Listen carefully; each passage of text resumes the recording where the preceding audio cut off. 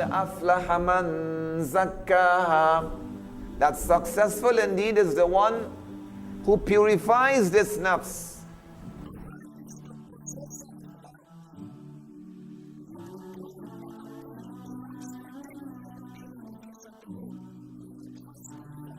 You have fear for Allah, but you also fear other people? No. وَلَا يَخْشَوْنَ أَحَدًا. Don't fear anybody else illallah, except Allah. Allah subhanahu wa ta'ala, He's telling us good words are better. Good words, words of advice, is better than the one who gives charity but followed by reproach. So there are different levels of tests, and Allah decides who He's going to test. The first level of testing, of course, is with our own nafs.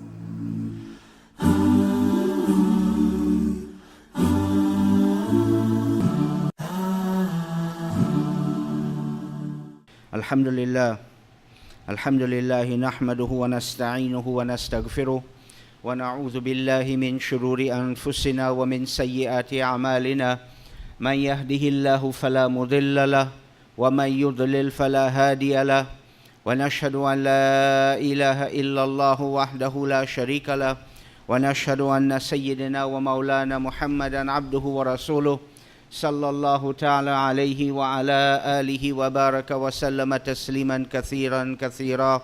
Amma ba'd, faqad qala Allah ta'ala fil Qur'anil Majid, a'udhu billahi minash shaitanir rajim, innal ladhina yubayi'unaka innama yubayi'una Allah yadullaha fawqa aydihim faman nakatha fa innama yankuthu ala nafsihi wa man awfa bima ahada alayhi Allah fasayu'tihi ajran 'azima. Respected brothers and sisters, over the last few months, or should we say over the last few years, we have been having regular visits of scholars from all different parts of the world. And the objective and the purpose of their visit in the main was one. The purpose, the objective of their visit in the main was one. There might have been other smaller objectives or other smaller things that were accomplished by their coming, but the main objective of their visit was one: how we could rectify, how we could reform first themselves and the Muslim Ummah. Reformation of the Muslim Ummah is something that was at the top of their agenda. It is for the same reason that Jamaats go out on a daily basis, on a weekly basis, on a monthly basis, on a yearly basis, sometime for 3 days, sometime it might only be for a gush, going to visit brothers at their home, special visits, personal visits, general visits, sometime to go and visit the sick and the ill.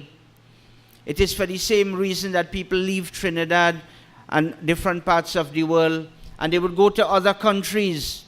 Recently we had Jamaats from Malaysia in our masjid. They're in the country somewhere working. Regular visits of Jamaat from Pakistan and India. Jamaats from different parts of the Caribbean. What is the purpose of the scholars moving around, the Jamaats moving around? What is the purpose? The purpose, my dear brothers and sisters, is to benefit themselves, to try to rectify their own actions, and to try to rectify the condition of the Muslim Ummah. Nothing else. Nothing else. And year come, year go, month come, month go. Scholars come in, go in, one after the next, delivering sermons and lectures. And are we really benefiting? Are we understanding the purpose for which they are really coming? The Islah and the spiritual reformation of the human being, my dear brothers and sisters, first we have to understand and put it in its correct perspective. It is fardul ain. Understand that term clearly.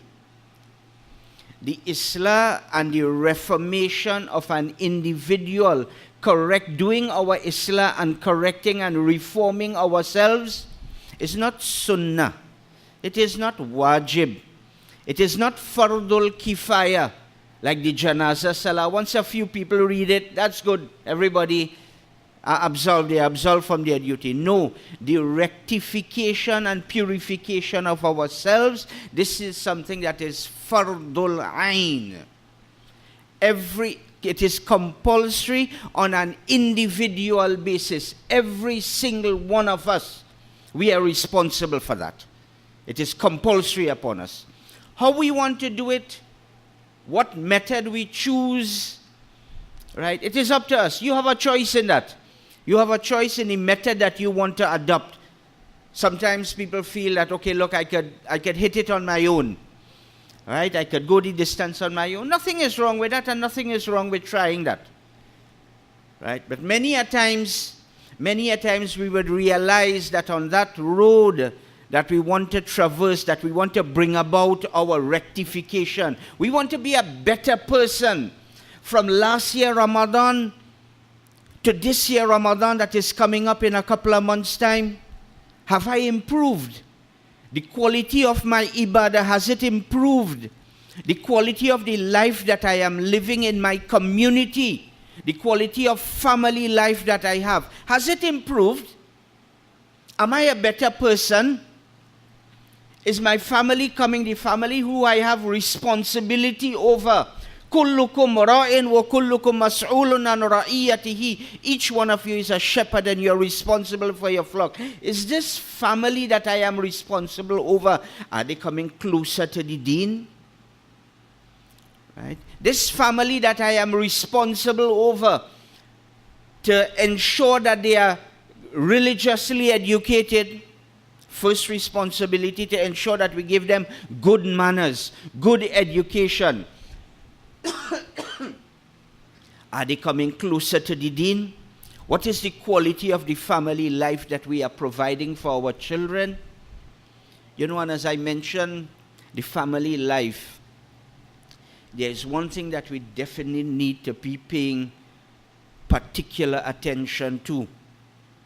And it is a kind of disease that we have, that I have recognized in the Ummah, not only in the Munroe community, not only amongst the awam, but also amongst the elite or the scholars, as we would say. Right? And this is the problem of divorce, the problem of families being separated and broken up. You know, divorce today, my dear brothers and sisters, sorry to stray a little bit from the topic, but divorce today has become a disposable entity. You know, like how we had disposable plate and cups and disposable towels and napkins and that kind. We use and we just throw it aside. Divorce has become one of those entities today. The marriages that we do, oh, if it will work out, well, that is okay, we will get married to someone else, we go try again. Right? And the families are responsible, the couples that got married are responsible, the parents of these couples are responsible, nay, should I say the entire society and community is responsible for this, because there are a lot of reasons why divorce takes place, and it is something that we need to start paying particular attention to. As a matter of fact, one of the things that we need to start doing is, before we get our children married, they have to understand what marriage is all about. They have to understand that many a times we get our children married only because of their sexual appetite. Only because of their sexual appetite, and sometimes we fear that maybe they might commit adultery. But why? Why do you think that they are going to commit adultery if they are in the right environment? If you are dishing out the correct medication for them? What about fasting? Did you encourage your children to fast? Like what the Rasul sallallahu alaihi wasallam did when there were people who wanted to get married and they did not have the means. He encouraged them to, well, keep a few fasts. Why? Because it breaks the passion. Right? But nowadays, we pay very little attention to what happens afterwards, and we are seeing that amongst the scholars, amongst the alims, amongst the alimas, amongst the laymen in particular, so much of young people being divorced. Why? Because, like I said, there are many reasons that we could attribute to it, but it is something that each one of us, being a shepherd and having to look over our flock, we need to start paying particular attention to it. Because like I said, it has already reached a dangerous level. Something which we would have heard about. Now, understand something. Divorce is permissible. Eh? I'm not saying it is not permissible. It is permissible. But from all the things that Allah Azza wa Jal had made permissible, this is the one that He doesn't like the most. Right? When a divorce is uttered, as the hadith tells us, the arsh of Allah Azza wa Jal shakes. Understand that? The arsh of Allah Azza wa Jal shakes. Nowadays, divorce is not that, okay, a person utters a divorce, you know. Nowadays, it's 3 one time. Yeah? And before you know it, they are begging and pleading to come back and looking for some way out and how we could get back. And many a time we end up committing adultery the rest of our lives because we didn't implement the Sharia law. Right? We didn't implement the Sharia. Divorce is not only saying divorce or uttering the word divorce. It is much more than that. Sometimes you could divorce your wife and you don't even know without even saying the word divorce. Pack up your clothes and go back by your mother's house. Pack up your clothes and go back by your mother's house. And the discussion that was going on was about separation and divorce. That is a higher level of divorce than rather than just uttering the word divorce. When you just utter and you say, I divorce you, right, the first time, you know, you could reconcile easily. But when you use wording like pack up and leave, and don't bother to come back, and that's it, that's the end of 2 weeks, and your intention is divorce, then my dear brothers and sisters, you have to go through the whole process again. Nikah and dowry and everything else. Right? And you didn't even utter it. So how much of us might have divorced our wives and we don't even know? Maybe it might be a good act that after every so many years we renew our wedding, you know, and get back married. Just in case. Give a little dowry now, you know. And get back ijazat again. You know, just in case. Just like how we are asked to renew our iman frequently. Jaddidul iman. Right? وَكَيْفَ نُجَدِّدُ إِيمَانُنَا? How could we renew our iman? Recital of La ilaha illallah. So too. Right? There are different things in our life. Sometimes we do and we don't even know. My dear brothers and sisters, we're getting back to correcting ourselves. Doing our spiritual reformation. My dear brothers and sisters, the first thing, there are 2 aspects of our spiritual reformation that needs to take place. There is one on the outside. Spiritual reformation on the outside, the outer part of the body. Person dressing Islamically, have Islamic features, and that kind of thing. That's a small aspect of it, the outer appearance. And then there is the inner rectification that we need to do about the inner self. And many a times we get confused, right? And we hear the remark commonly amongst people, right? That you hear, man, well, why he going and knocking his head 5 times a day for? If he had to behave like that. If he has to carry on in that manner. If that is the type of language that comes out of his mouth. They are separate things to be dealt with. We don't confuse them.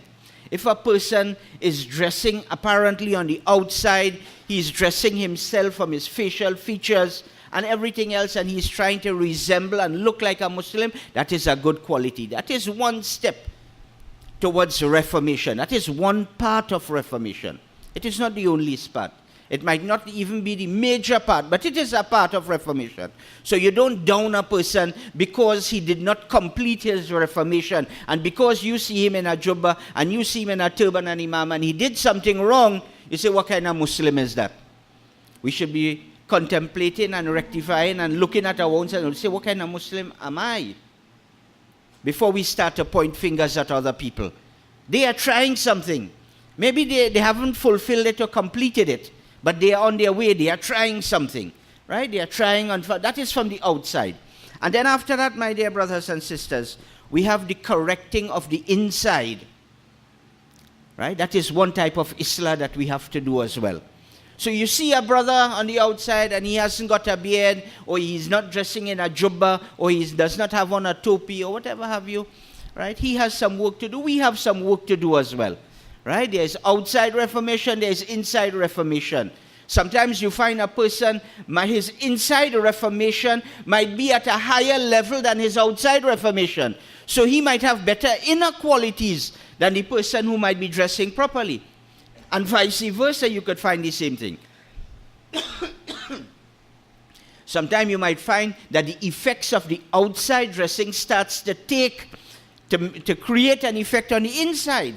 And because of the way that the person is dressed now, he says, boy, it will look real bad, you know, if I go in, if the people see me there, it will look bad. So because of that, the outside is now having an effect on the inside. And it is prohibiting him and debarring him from certain activities that are not Islamic. And they help with one another. So the outside rectification is one thing that we need to do, and the inside rectification is another form of rectification that we have to do. Concerning this inside rectification, my dear brothers and sisters, firstly, how do we go about it? There are many aspects of it that we have to deal with, but firstly, we should try to ensure that our aqaid and our beliefs are correct. Very, very important. That our aqaid and our beliefs are correct. That is the very first thing. That is why when you strive to improve yourself and you go to any one of the mashayikh, one of the first things that they ask you to do is to recite kalima. They would recite, even some of the mashayikh would even recite for you the Iman-e Mujmal and the Iman-e Mufassal. Right? As we learn in our maktab days and all that, Amantu Billah. I believe in Allah, wa malaikatihi, wa kutubihi, wa rusulihi, wal yawmil akhir, wal qadri khayrihi wa sharrihi min Allahi ta'ala wal ba'thi ba'dal maut. 7 things that we as Muslims, we have to ensure that our belief in it is correct. Otherwise we are going nowhere. We are going nowhere. Our belief in Allah and our belief in Allah must be correct, just as how it is mentioned, Amantu billahi kama huwa bi asma'ihi wa sifatihi wa qabiltu jami'a ahkamihi iqraran bil lisan wa tasdiqan bil qalb. That we believe in Allah as He is. Whether we understand or we don't understand, we don't associate with Allah any particular shape. That Allah has a hand or Allah has a foot like human beings. No, we don't know. But we believe in He as He is, with His names, with His attributes. We believe in Allah Azza wa Jal. That has to be our belief. We believe in the angels of Allah. That angels are created out of light. They are creation of Allah. They do as they are told. And there are many, many angels created by Allah Azza wa Jal. There are some of them that have bigger caliber and they would have bigger status than others. As we would know, Angel Jibrail and Mikael and Israfil and Israel. 4 angels that are given special work to do. They are big angels.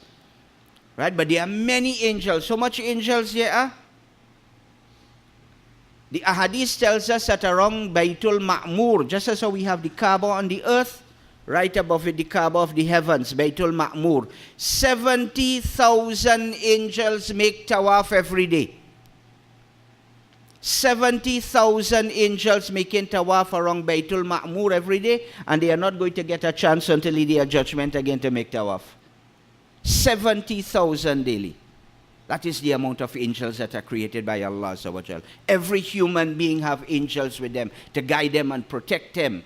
Just as how you have shayateen together with that, who are there to induce you towards sin.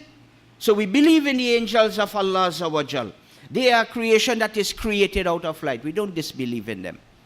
We believe in the books that were revealed by Allah Azza wa Jal. The books that were revealed by Allah, the Quran, the Bible, the Injil, the Psalms, the different books, the Sahifas. Many Sahifas were also revealed, little booklets that were sent in. We believe in all of them. We don't know what they contain. We might even know them by name, but whatever what is revealed by Allah Azza wa Jal, we believe in them. Those are revealed by Allah Azza wa Jal. Human being come and change it up afterwards. The only one book that we are sure about, that we have our firm belief in, the Quran, because Allah has taken the responsibility to preserve the Quran in its pristine form as we have it today. It have no first, second version and third version of the Quran. It's one Quran we're working with. From the time of the Rasul Sallallahu Alaihi Wasallam till today is the same one Quran that we're working with.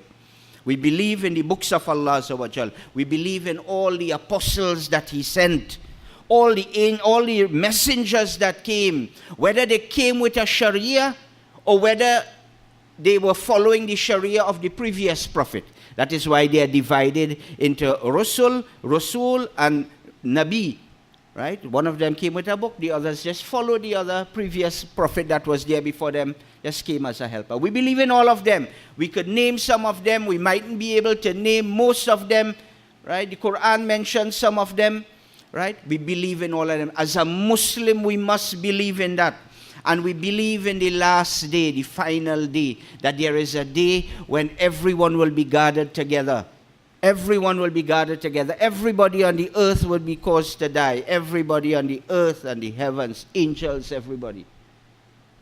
Malakul Maut will be called. Everybody who is living will be caused, Allah will cause them to die. The angel of death, go and take the life of everybody. Oh, angel of death, go and take the life of Jibreel. Oh, angel of death, go and take the life of this angel and that and all. And then he returns to Allah Azza wa Jal and says, oh Allah, Allah Azza wa Jal, ask him, who is there? He says, you, oh my Rabb, and me, your humble servant. He says, well, die you. And no one would remain besides Allah Azza wa Jal. And then everyone will be brought back to life. And that is the plains of resurrection. When everyone is going to be resurrected. From the time of Adam alayhi salam, everyone, every human being is going to be resurrected. All the jinnats, everyone is going to be resurrected on the plains. And they will be brought to account. We believe in that as Muslims, and we have to believe in that. And we believe in destiny. That things are predestined by Allah Azza wa Jal. There are two types of destiny.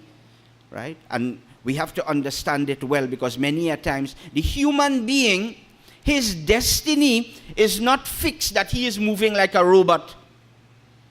It is not like that. There is destiny that are fixed certain things. For example, the amount of food that we have to get, the amount of food that we have to consume, how long we would live in this life. These things are fixed. Right? But then there is destiny also. There is a type of destiny in which we have a mashiat and we have a choice whether we want to do good or whether we want to do bad. If the human being was a fixed robot and he did not have a choice in the matters that he was doing, then there was no need for us to give an account. There is no need for us to give an account on the judgment, because everything was fixed by Allah. But no, the human being is not like that. The human being, there are some things that are fixed. His lifespan, his sustenance and the things that are not fixed, the amals and the actions that he is doing. It was your choice to come to this masjid here today. You made that choice. You said that, okay, let me go to Munroe Masjid and pray my salah. You could have gone to the Marcus, you could have gone to Charlieville, Warrenville, Darul, Uloom, some masjid close by, but you made a choice that I'm going to come to Munroe. That was your choice. Right? Allah Azza wa Jal did not force you to say that, okay, look, you have. Because there are many Muslims who will be praying other parts of the world, other parts of the country. So understand the qadr and the destiny of Allah Azza wa Jal. This is not only in good actions. And many a times people have a problem, and their aqidah with this has to be corrected. They feel that Allah Azza wa Jal is responsible for all the good actions and shaitan is responsible for all the bad actions. My dear brothers and sisters, the good wal qadri khayrihi wa sharrihi min Allah ta'ala. The destiny, whether it is good, whether it is evil, is from Allah Azza wa Jal. That is from, it is only with the mashiat of Allah Azza wa Jal that it is going to happen. Not even a dry leaf falls from a tree except with the knowledge of Allah Azza wa Jal. So understand that very well, my dear brothers and sisters. So these are some of the basic things that each and every one of us, and it is one of the first things when we are doing our Islah that we need to correct, to make sure that we have our Iman and our belief intact. It is very important that we bring this intact. The second thing, my dear brothers and sisters, the second thing is that we should pay attention to our ibadah. Our ibadah, our acts of worship, includes our salah, our fasting, our hajj, our zakat. And when we regain this consciousness about deen, remember there are many years of our life that went by in which we did not perform our salah. We might not have fasted the entire month of Ramadan. Hajj might be compulsory on us, or was compulsory on us, and years go by, we did not perform it. Our zakat that we were supposed to be paying all these years, we probably did not pay it. Our now becoming conscious and now starting to practice the deen does not obviate or remove the responsibility of all those years. No, we still need to fulfill that. We have started from here. We are moving forward, inshallah. We are starting to practice a little bit of deen. But the years that are gone by, my dear brothers and sisters, we are still responsible for that. Right? So when you come to the masjid, or you have a little spare time at home, and you could read some qadha salah, you could say, oh Allah, the last Fajr salah I missed, I'm praying 2 rakats. The last Zuhar I missed, I pray 4 rakats. Like that. And you put a plan in place whereby you could try to accomplish the years of the salah that you have missed. An easy way of doing it, as recommended by many of the shaykh, if you are 30 years, 40 years, right, and you want to make up for 10 years or 20 years of salah that you miss, every time you pray a fard salah, and you should be praying your 5 times daily salah, every time you pray a fard, pray a qadha salah. You pray fajr, pray a qadha salah. You pray zuhar, pray a 4 rakat qadha salah. Right? So if you live for 10 years, you could make up for 10 years salah. Together with performing your 10 years, you could also make up for 10 years salah, like that, from the time you became baligh, which is normally around 15 years. Normally around 15 years. And becoming baligh is something that nowadays has changed dramatically. The fuqaha of the last century has written 15 years, my dear brothers and sisters. We are seeing babies nowadays that are menstruating. What is the Sharia ruling pertaining to that? If you happen to be in that position, you could find out from the fuqaha and the jurists, the muftis. Right? Babies that are menstruating, right, bleeding every month. And the doctors are associating it with the usage of soya milk. Right? That's what they are saying. How true, how false, whatever. But they are attributing it to that the mother's using too much of it or feeding the babies too much of it. This is what the doctors are saying. Allah knows best. Right? But from a young age, sometimes girls become baligh. 8 years, 10 years. Right? If for some reason or the other, a person did not become baligh, by the time of 15, he's considered as baligh. So from that age, and that is the time we are going school and university and all that, we don't miss 5 years, 10 years salah easily. Right? Because of our preoccupation and other things, and we didn't have the right guidance at that time. So start qadha in your salah. Every time you pray a fard, you finish pray your Jummah salah today, read 4 rakats qadha Zuhar salah. For the last Zuhar salah that you miss, because remember when you miss Jummah, you have to qadha Zuhar. You don't qadha Jummah salah, you qadha your Zuhar salah. And like that, try to implement a little program like that. Once for the month, 2 days for the month, you have fast to keep Ayyamul Bid 13, 14, 15, or probably every Monday, every Thursday, you decide to keep a fast. Keep a qadha fast for some fast that you miss. Like that, my dear brothers and sisters, we will be fulfilling our obligations for the past. We did not pay our zakat. Nobody said go and pay 20 years zakat in 1 day time. Right? But try to give, if it is that you are paying $1,000 in zakat or $2,000 is what is due on you, pay $3,000. Right? The extra $1,000 for some zakat that you didn't give in the past, you didn't pay in the past, make up for it as in a simple, easy way. The Prophet ﷺ, always when he had a choice in doing any matter, if there's a difficult way and an easy way, he always chose the easy way out, my dear brothers and sisters. So we need to start looking at our salah, and our ibadah is something that we have to bring into line. Bring into line, my dear brothers and sisters. There are many other things. There are about 7 or 8 different things. Our mu'amalat, our monetary dealings, our mu'ashara, the way we live with one another, the way we live with people. All of these are things that we need to correct. And inshallah, probably later on, we could probably deal with some of them a little more. But these are some basic things. Our aqaid, our belief, and our salah and our ibadah, we need to start bringing in order. Look at the quality. Not only do we bring salah in our life, but we try to bring life into our salah. Right? Not only bring salah and fasting into our life, but bring life into them. It is not a quick movement of the hand and you're on the ground. That is why the hadith mentions that when you finish praying salah, there are various levels of blessings that you are going to get. 1/10 the reward, 2/10, 3/10 the reward, 9/10. You could get a full 100% reward, and you could get none as well. Right? Depending on the level of the salah that you are performing, depending on the level of the fast that you are keeping. Right? So my dear brothers, we have outside Islah to be done, inside Islah to be done. The first thing on the inside Islah and correcting the inside is our aqaid and our belief. Make sure that we get that right, because if that is not right, then all the ibadah and everything that we are doing is down the drain.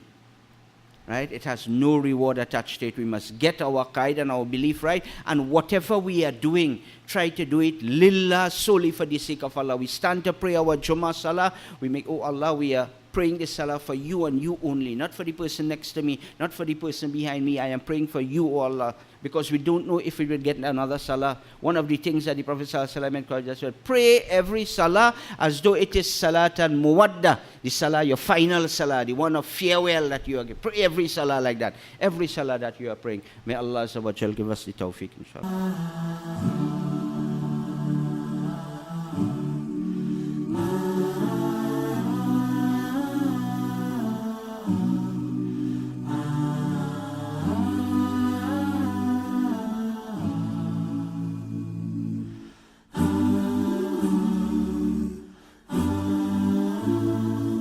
Although I never saw his face, so beautiful, bestowed with grace, my heart just yearns to be